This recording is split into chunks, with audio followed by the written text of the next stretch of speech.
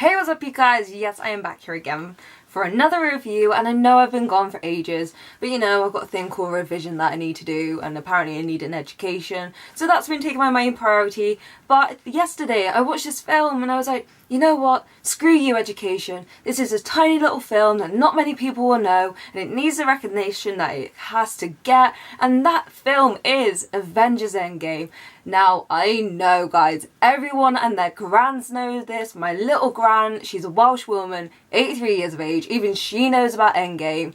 And I just had to talk about this and put my 2 cents in it. So I am here to talk spoilers, it will be spoilers of Endgame and my review of this, because oh my god, got a lot of feelings. So strap in, let's do this, and again, spoilers! So Endgame kind of starts 21 days after the snap, and then it kind of cuts to 5 years later. But in the 21 days after the snap, you have Tony Stark and Nebula get saved by Captain Marvel, and then they kind of like figure out how to do it. They go and track down Thanos, and when they go and track down Thanos with the other Avengers, basically Thanos kind of explains how, you know, he destroyed all of the stones and now they're pretty much just atoms, so there's no way of them like reversing time or anything. And then, you know, Thor decides now finally to go for the head and decapitates Thanos.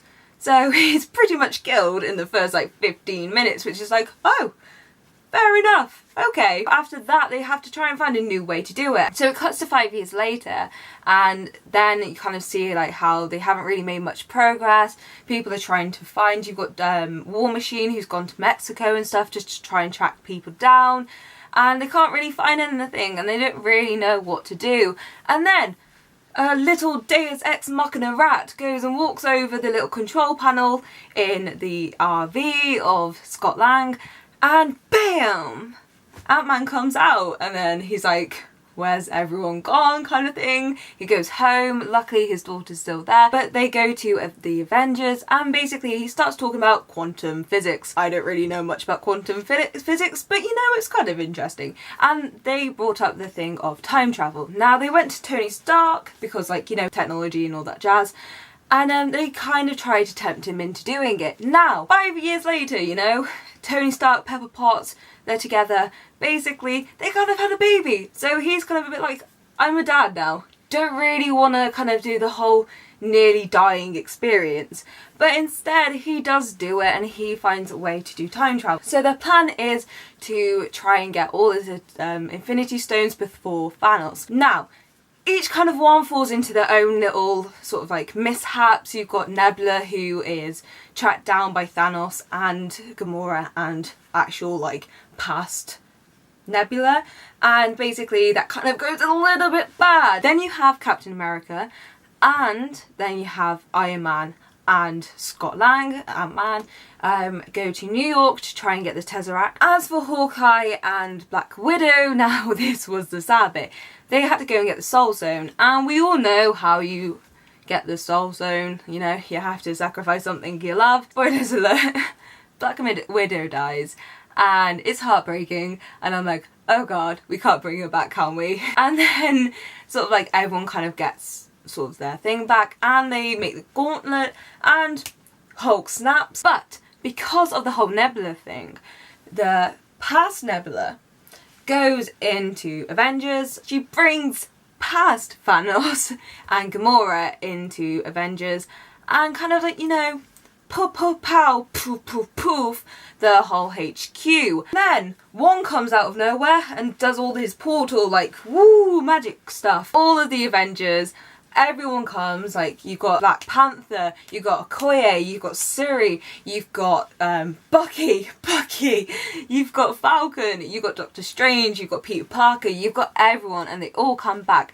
and there's this massive fight. So in the battle you kind of have the most amazing scene in the whole entire world. You see Thor's kind of like thing, like hammer wiggle, and you're like, oh, and straight into Captain America's hand. Oh my god, the whole crowd went whoop, and I was like, oh my god, this is amazing.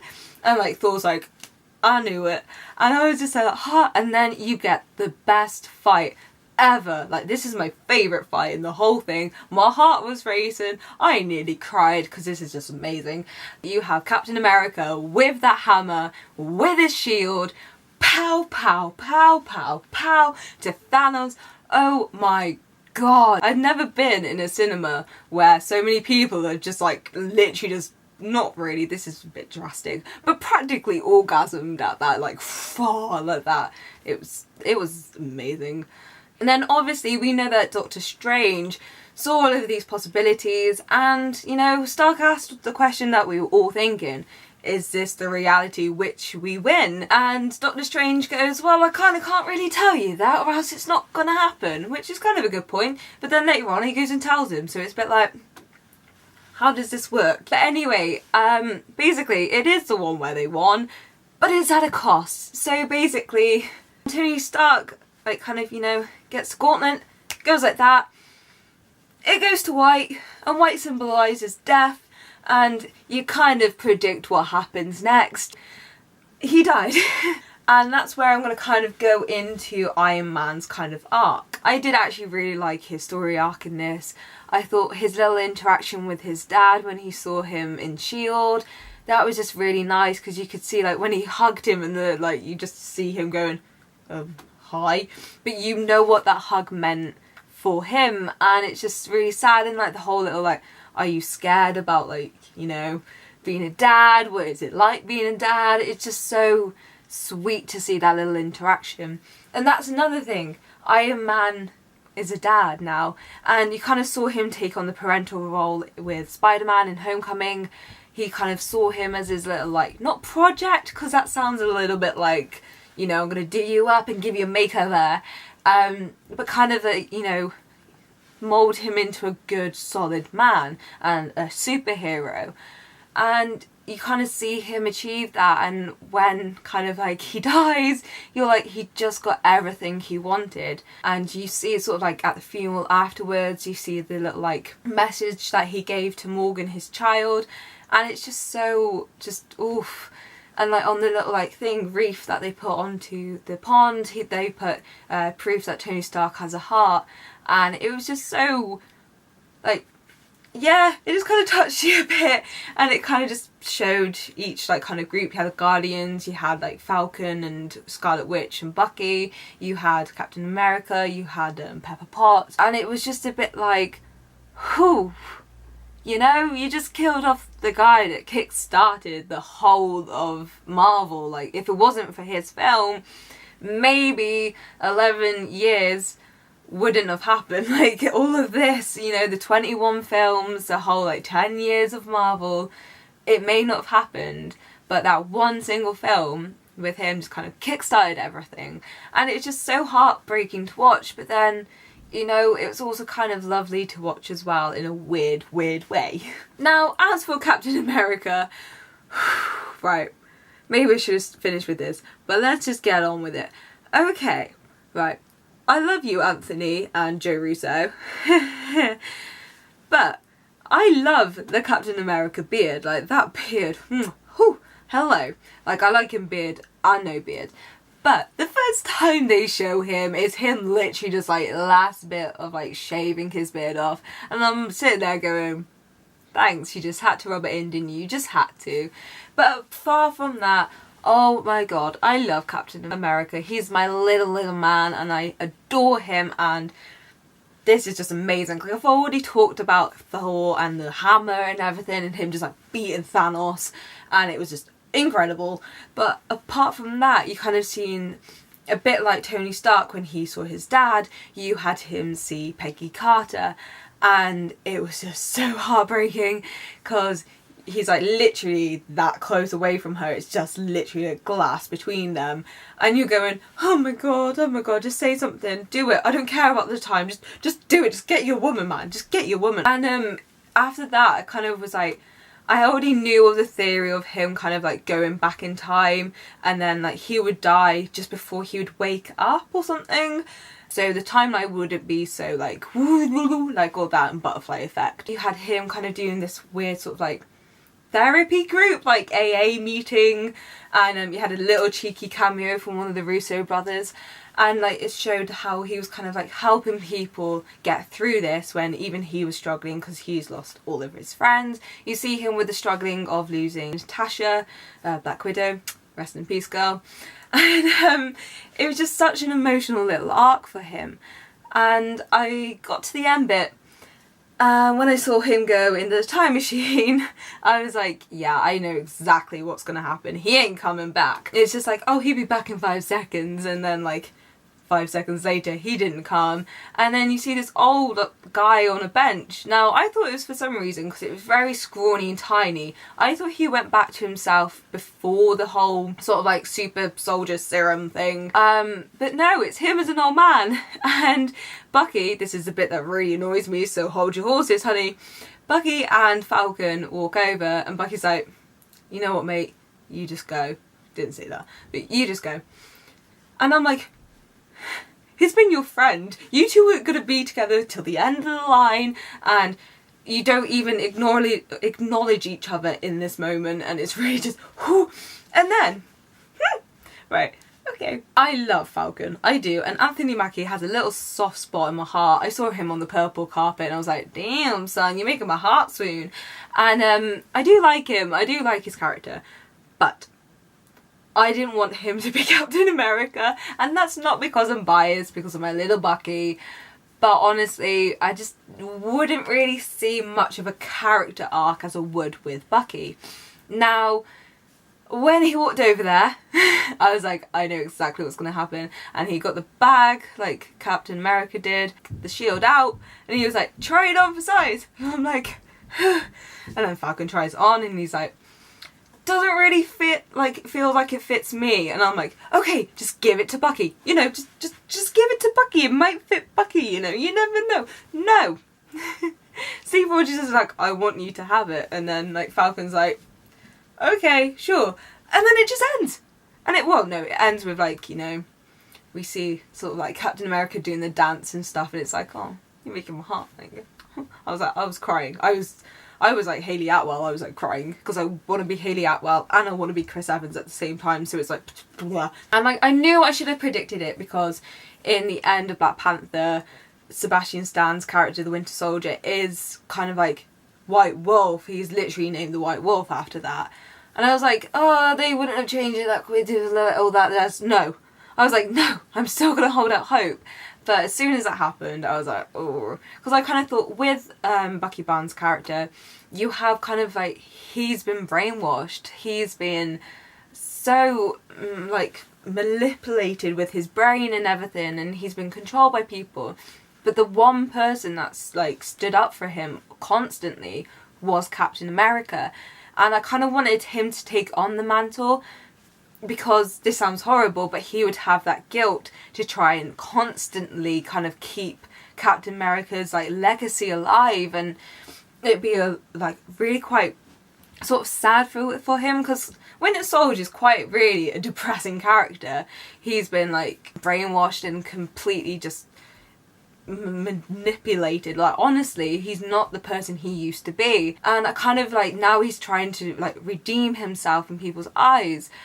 And I think it should have gone to him because the character arc would be so much more interesting. But that aside, I love Falcon. I do.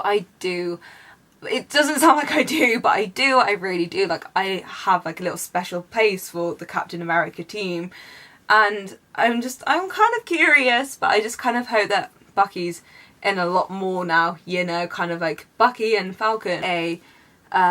God who kind of went on a little bit of a whoop-boo kind of spell, and yes, of course I am talking about Thor. Now we see Thor in like the 20 days after the snap. He goes and aims for the head of Thanos and kills him, and then we kind of go to 5 years later, and after the 5 years we are introduced with him as we go kind of into the new Asgard, which is a little fishing town, and we are introduced by a very fat, long-haired Fortnite playing Fortnite. I don't like Fortnite in my Marvel movies. But anyway, yeah, so we are introduced to Fat Thor, and you kind of see him kind of joking around, but that's the thing. His fat that was his arc, like, oh no, he's fat now. And it was kind of a little bit too overplayed at points. I was like, okay, we get it. He's drunk, he's fat, and now he's like all depressed and stuff. We get it. You don't need to keep bombarding us with it and trying to make us laugh with it. It seemed a little bit forced at times. But anyway, he goes to Asgard when he goes back in time with Rocket, and you kind of see the relationship between Rocket and him, and he's kind of like, this is the day that my mum dies, and he goes and finds his mum, and you can kind of see he's toying with like, I want to tell her, I can't tell her, and his mum kind of like picks it up, because she picks up straight away that he's from the future, and she's like, look, don't tell me, you go and be the man that you need to be. And she just didn't want to know, and she kind of like accepted her fate, sort of thing, like she knew it was going to happen. And you saw Thor kind of like contemplating, going, shall I just full on mess this whole timeline and save my mum? And then you have like Rocket kind of going, look, don't do it, sort of thing, like you can't do it, you can't change the past. And you see this like constant conflict when he's talking to his mum, and it's just a little bit heartbreaking. And then when he leaves her, you can just see it in his face, and it's like, don't make me cry, please don't, because he's lost everything pretty much. Like, he lost Asgard, he lost his brother, he lost his mum, he lost his dad, he has no one. And kind of his arc was a little bit after that, sort of like just went, because it was kind of pretty much Captain America and Iron Man in the fight was like the big things of it. And at the end he kind of joins the Guardians of the Galaxy, and you know what? At first I was a bit like, ooh, don't like this. But then on reflection, Thor will be a really nice addition to the Guardians of the Galaxy. Now, there's a few things that I didn't really like about this movie. Like, really kind of like how meta it got at points. Like, they were really heavy on the intertextuality. Constantly, it was a whole, like, Back to the Future, Bill and Ted's Excellent Adventure. And, like, at first it was funny, it was like, yeah, okay. And then it just kept on going with all of this. And then you had the Fortnite thing that really just, like, no, please don't. Please never do that again, Marvel. I let you off with the whole, what are those? Because I really like Shuri. But honestly, if you keep doing it, it's going to be very hard for me to just kind of go, okay, you're allowed to. And then you have like a few issues, because there's like this bit where kind of like Captain Marvel comes, she's like, I've got it here, Peter. And then all of the women start to like kind of congregate, and like, I'm all for, you know, feminism, but it was so on the nose. It was a bit like, yeah, we get it, you're women, you can do it, sort of thing. What I liked about Infinity War, when they did something like that, you kind of show their power skills. Like, you had, no, because she's with us, and it was like, oh yes, go Black Widow. And you had Black Widow, you had Scarlet Witch, you had Okoye, you had them all just fighting, and it was just, yes, it was a powerful moment. This just felt very much on the nose. Now, the bits that I did like were kind of the more intimate scenes. So the scene between Hawkeye and Scarlett Johansson's character Black Widow, you see kind of like them going, I'll sacrifice myself, no, I'll sacrifice myself, and you have like the back and forth interactions as they're getting closer and closer and closer, and like the stakes just get higher and higher, because like the thing is, like, I haven't watched Avengers, so I've never seen it, so I don't really know the full story, but I do know that Hawkeye kind of like saved Natasha, Black Widow, and like, because she was a spy, and I think he had to like kill her for a mission, or she had to kill him, but he kind of like took her in and like introduced her to the Avengers and stuff like that. So there's always like to Natasha there's like an IOU sort of thing, and I think this was her opportunity to kind of go thank you to Hawkeye, because like Hawkeye's got family, he's got kids, he's got a wife, you know. Black Widow hasn't really got anything, so she hasn't really got as much stake in this as Hawkeye did, and you kind of see it like with the interactions. And actually, now talking about it, although it's like really sad, and I'm like, I want Scarlet Witch, I want Scarlet Witch, I want Black Widow. Like, actually, thinking about it now, just saying it out loud, it does actually feel like a really fitting end to her sort of arc. But I'm also a bit worried now that the Black Widow film isn't going to be made, or it's going to be a prequel, but that prequel is going to go on Disney Plus and nobody will watch it. And let me just give you a service announcement, Marvel. Don't do that. If you're going to give us a Black Widow prequel, like solo stand movie, all alone, just her, Scarlett Johansson, thank you. And after she died, I didn't really think we were going to have that. And also, forgot to say, really happy. As you can already tell, I do not like Captain Marvel at all. And I don't know really if it's much of the actress that plays her, like, oh, please don't kill me, someone on the internet. But I kind of didn't like her character, and I kind of didn't want her to just waltz right in and her save like everyone.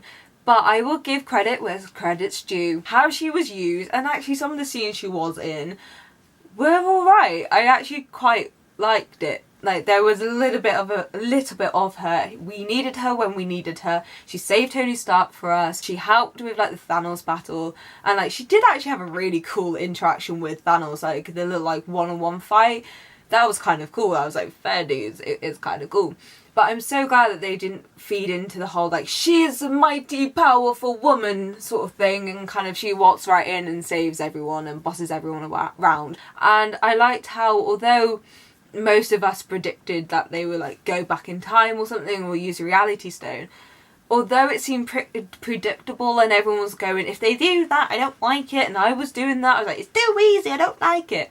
But how they did it with having to go back in time, and you had like the little like sort of nostalgic pockets sort of thing, like fan service in a film isn't kind of like the best. Like, take for my last review, Crimes of Grindelwald, when they just kind of like, Hogwarts! You remember Hogwarts? Like, it had no place. There was just no point. It's because literally all of the Harry Potter fans complained about Fantastic Beasts and where to find them, how it didn't have many connections to Harry Potter. So I think with this one, it was like, let's just shove in everything about Harry Potter. All the intertextuality, you know, you got Nicholas Flamel in it, you got this, you got that. But with this, like, yes, there was a lot of fan service. It's like, boom, boom, boom, look at Cap, like, you know, he's in his old suit again. And it's like, wow, look at that. Although it's very much like that with it, it fitted the story. Like, there was a purpose for it to be there, and it added little elements to it with like Hulk having to go down the stairs and stuff, and then like, you know, hitting Tony Stark, and you had that kind of like comedic effect thing.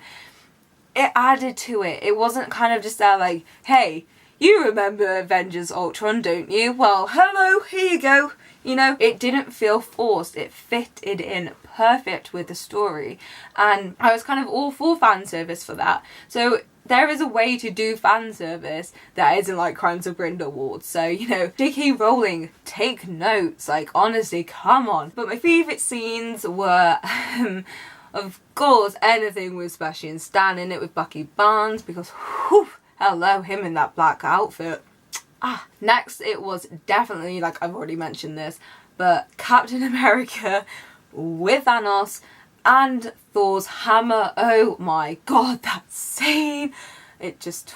it took it out of me. It took it out of me. Again, Captain America and Peggy Carter, that final little dance thing, oh my god, and you just see Peggy Carter's face and she's crying, and I'm like, I'm going to. So obviously I can ramble through this film for probably quite a long time, but I feel like I'll probably get a little bit boring. So I'm going to end it there. Now, if you have any questions for me about my opinions on this, on like certain scenes, on certain characters, because I didn't really go into depth with most characters, it's kind of like pickpocketing. It's only really Captain America and Iron Man that I really went full throttle in, especially Captain America, because Bucky should have been, it shouldn't have been Bucky, it should have been Bucky. Sorry, I'll stop it. I won't. I really won't. Sorry, Falcon. But no, yeah, so I kind of like didn't really delve in deep into anything, although this review will be like 30 minutes long. But no, yeah, so I'm going to leave it there for you guys. Sorry it's a bit of a ramble mess, but I am back again for another review for you guys. I can't promise anything. This may be my last review ever, or it might be my last review until at least my exams are over, and then I may do like a few sort of like, not in-depth films, but kind of like, I want to do one on Captain Marvel, as I said all the way throughout this one, because, you know, don't have the most popular opinion on that film, so maybe want to put my 2 cents into that one.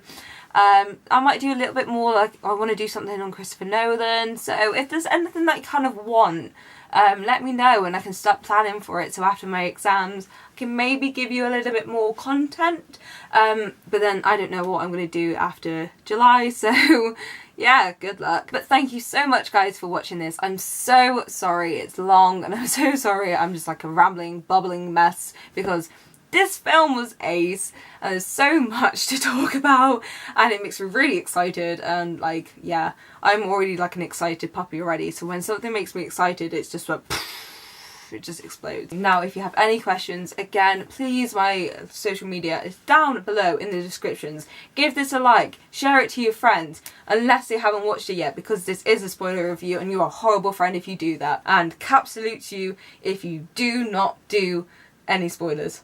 There we go. So guys, I'm gonna leave it there. Love you all. Bye!